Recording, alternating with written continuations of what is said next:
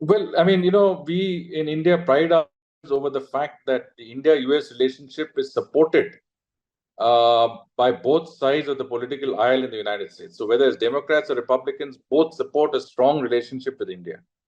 And of course, I mean, even with India, there's consensus. Within India, there's largely consensus that a good relationship with the United States is in our interest.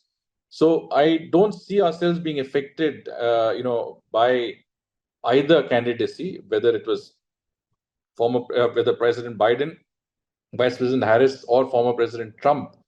I think our relationship will continue.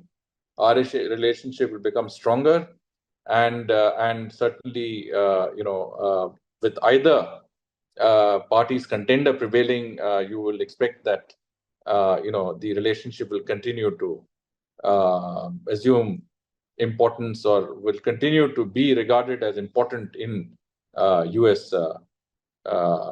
Policy and strategy.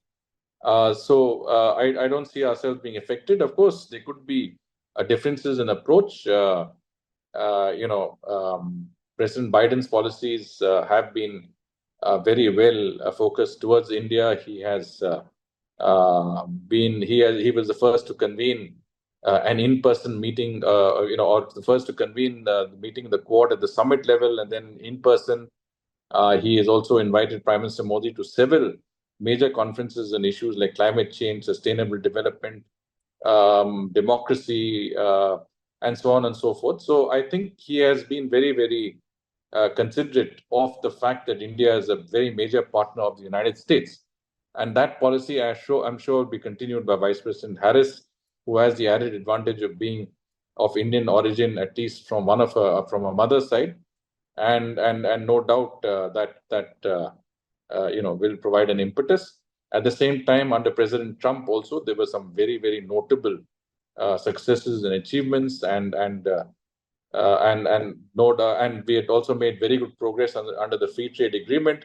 So we can expect that certain policies and certain, I would say, achievements that were recorded during his tenure as president will be continued in his second term if he were to win.